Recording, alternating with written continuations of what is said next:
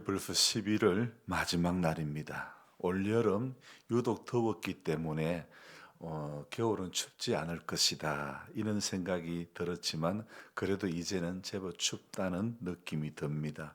또 첫눈은 보통 지금까지 그냥 눈발이 조금 날리며 이게 첫눈이다 할 정도로 가볍게 왔었던 것 같은데 그제는 첫눈이 완전 폭설로 변한 그런 느낌이었죠. 마치 성난 눈과 같아 이런 생각을 해보았습니다. 하나님께서 세상에 죄악이 관영할 때 물로 심판했던 것처럼 죄악 세상이 너무 더러워 잠시나마 감추시고 싶었던 것일까? 그런데 첫눈을 내리도 너무 많이 내리신 것이 아닌가? 인간의 짧은 생각에는 이런 생각이 들지만 그러나 하늘의 일은 우리가 다 알 수는 없는 것이죠. 모르니 기도할 수밖에 없고 모르니 조심할 수밖에 없는 것입니다. 곳곳에서 눈과 관련하여 이게 일어난 사고가 잘 정리가 되기를 기도합니다. 제 오른쪽 엄지 발톱 옆이 내성 발톱이 돼 가지고 약간씩 통증이 옵니다. 그래서 제가 왜 내성 발톱이 생기는지 네이버에 검색을 해 보았습니다. 발톱을 깎을 때 옆을 깊이 깎다 보면 생길 수 있다고 하고 주로 이 내성 발톱이 오른쪽 엄지 발톱이 많이 생긴다는 거예요. 그래 보니까 저도 오른쪽 엄지 발톱에 내성 발톱이 생긴 거예요. 그래서 이게 압박을 많이 받는 신을 신으면 또 내성 발톱이 되기도 한답니다. 그래서 발톱을 깎을 때는 둥글게 깎지 말고 일자로 깎으라는 그런 이야기들도 있더라고요. 여러분 이게 손톱 하나 발톱 하나 하나님께서 창조하신 것이 그저 신기할 따름입니다. 약간의 파고듦에도 이렇게 경미하지만 통증과 신경이 쓰인다는 것이 이것도 참 저는 신기할 따름입니다. 그래서 우리가 살아있다는 것은 항상 무언가에 반응하는 것이다. 이렇게 말할 수 있는 것 같습니다. 특별히 오늘 새벽에도요. 말씀 앞에 제가 반응하게 되고 말씀 앞에 우리가 반응하게 된 것이 얼마나 감사한지 모르겠습니다. 새벽에 1시가 안 되어서 잠이 깼는데 계속 잠을 조금 더 청해야 되겠다 생각했지만은 결국은 더 자지는 못하고 누워만 있다가 2시에 일어났죠. 성경 읽기 본문이 오늘 우리가 함께 교독을 했던 바로 2장 11절부터 시작해서 사도행전과 그리고 데살로니가 전후서 이렇게 읽었는데요. 먼저 저는 갈라디아서 2장을 읽자마자 오늘 새벽에는 이 본문에서 함께 은혜를 나누어야 되겠다 이런 생각을 해보았습니다. 그런데 글을 다 적고 보니까 이거 오늘 이 본문은 결론을 쉽게 내릴 수 없는 그런 본문이구나 이런 생각이 들었습니다.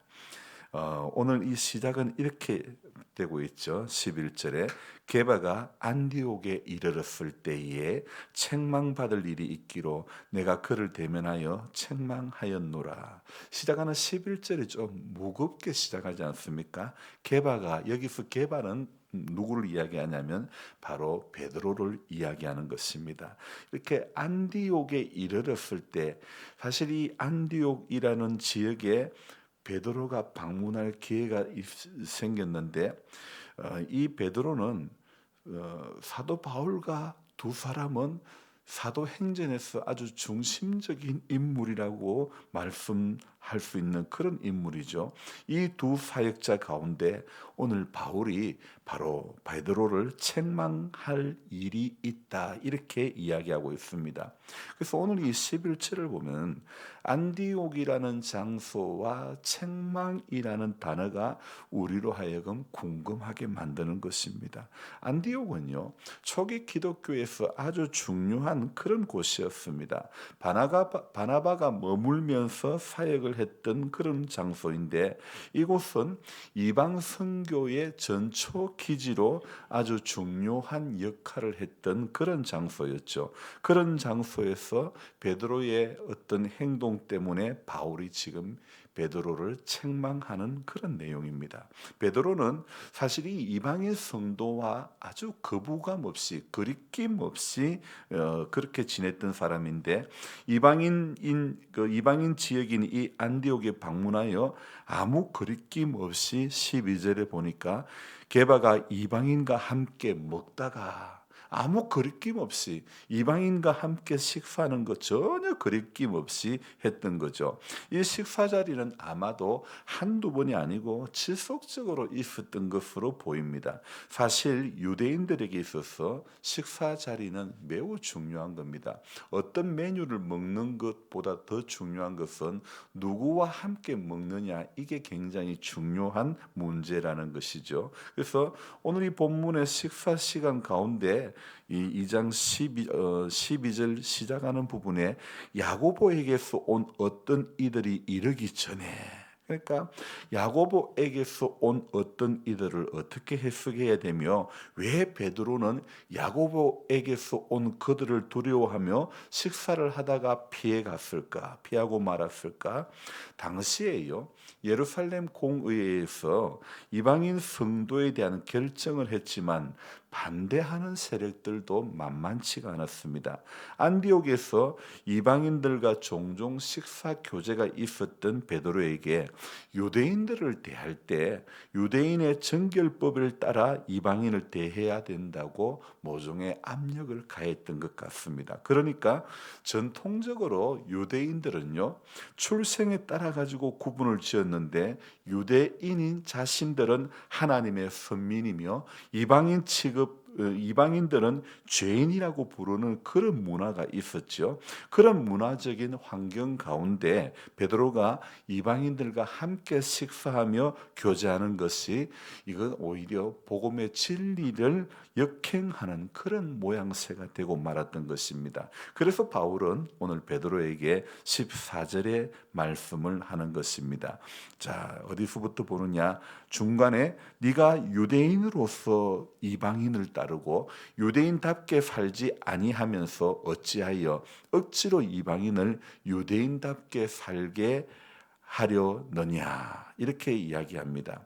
바울이요, 베드로를 향해서 책망을 한다는 것은 이게 결코 쉽지 않은 일입니다. 그래서 오늘 이 14절 중간 이후에 이 말씀, 네가 유대인으로서 이방인을 따르고 유대인답게 살지 아니하면서 어찌하여 억지로 이방인을 유대인답게 살게 하려느냐. 그래서 이 쉽지 않은 지금 책망을 하는데 더군다나 많은 사람들 앞에서 베드로를 책망하는 것은 더더욱 조심스럽고 어려운 일 아니겠습니까? 하지만 그때 바울이 베드로 앞에서 책망하지 않았다면 많은 교회들이 유대인과 이방인들이 분열되고 말았을 것이라는 겁니다. 바울 서신을요, 어디를 보더라도 바울의 이런 모습은 참 이렇게 보기 힘든 상황이죠. 더군다나 같이 초대교회를 세워가는 사역자로서는 쉬운 모습은 아니라는 겁니다. 하지만 바울이 베드로를 향해서 책망하는 것은요, 어떤 면에서 같은 사역자로서 질투심이 생겨서 하는 것도 아니고 순간적으로 욱하는 마음에서 하는 것도, 그런 책망도 아니라는 것입니다. 한 사역자가 다른 사역자를 책망하는 것은 참 쉽지 않은 일이고, 나중에 개인적으로 만나서 조용히 대화를 나누었으면 어찌 보면 그게 더 나을 수도 있지 않을까, 모양새는 그것이 훨씬 더 나을 수도 있죠. 하지만 우리는 여기에서 바울이 공개적으로 베드로로 책명하면서까지 지키고자 하는 무엇이 있다는 것을 알아야 되는 것입니다. 바울에게는요, 공동체의 평화를 위한 것보다도 시끄러운 것은 싫고 좋은 게 좋다고 그런 식의 두리뭉실한 그런 모습이 아닙니다.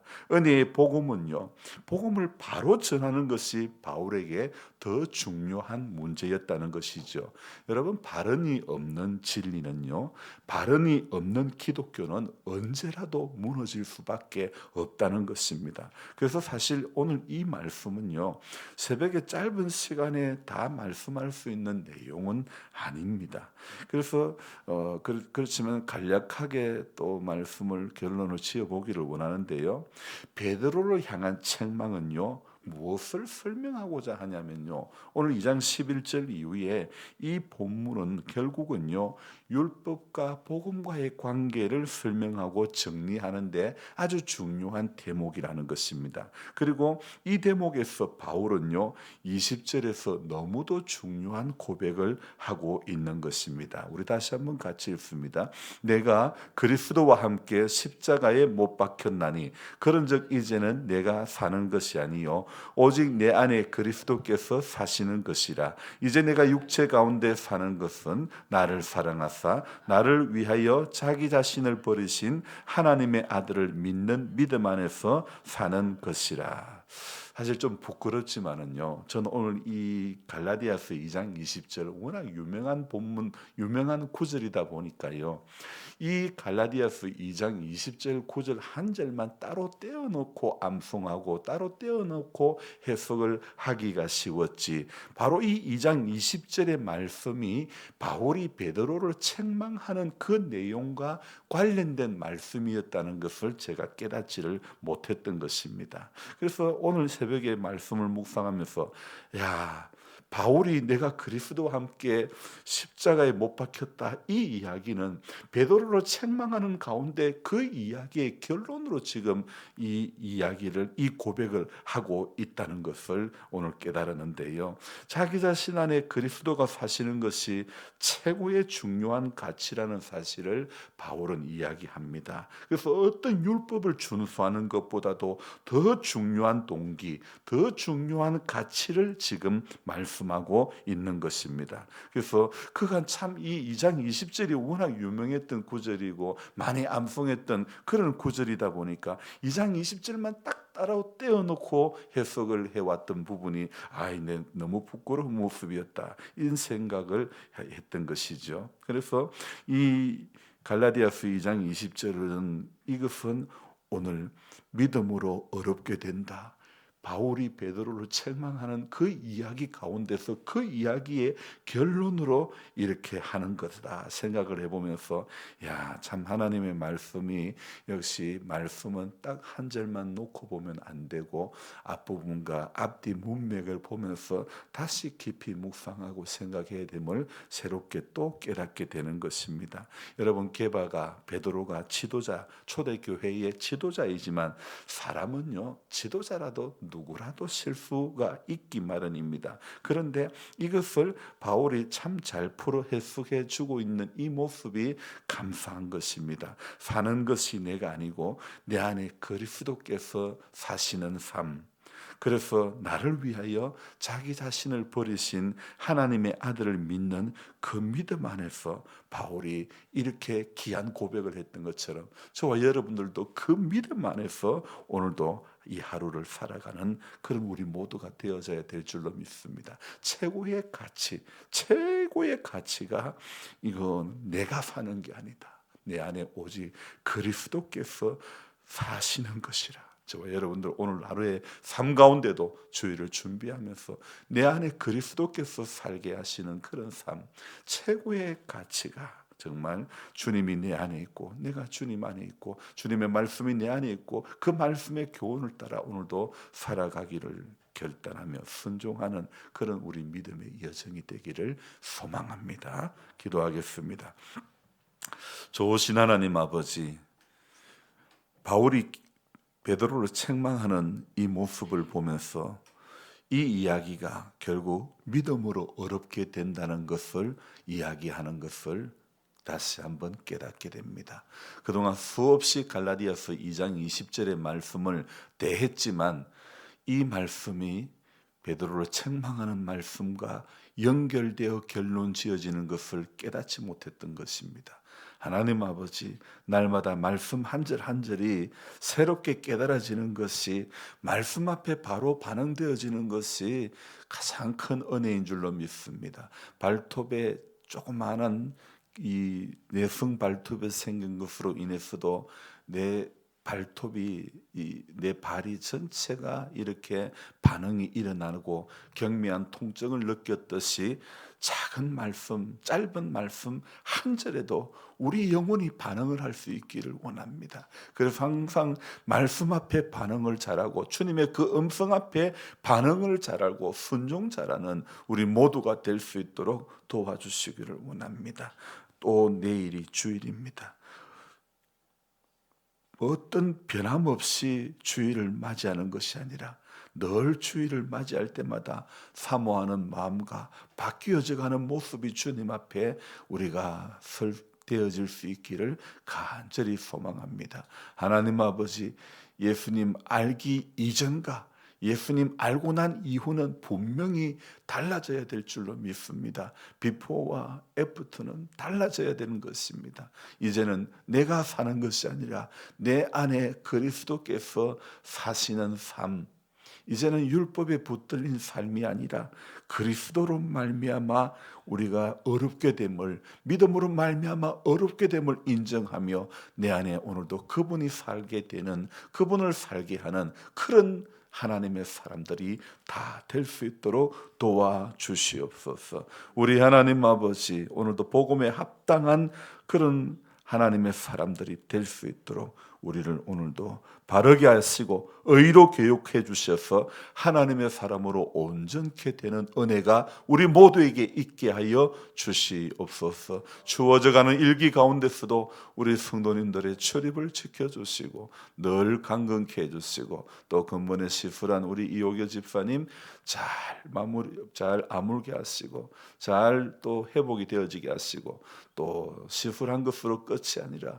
하나님 이후에도 하나님 우리 몸을 잘 관리할 수 있는 그런 은혜가 있기를 원합니다. 하나님 오늘 하루도 복된 하루가 되게 해주실 줄 믿사옵고 예수님의 이름으로 감사하며 기도드리옵나이다. 아멘. 간절한 마음으로 주여 부르고 기도합니다. 주여, 주여, 주여. 하나님 아버지 고맙고 감사를 드립니다. 말씀 앞에 반응할 수 있는 것이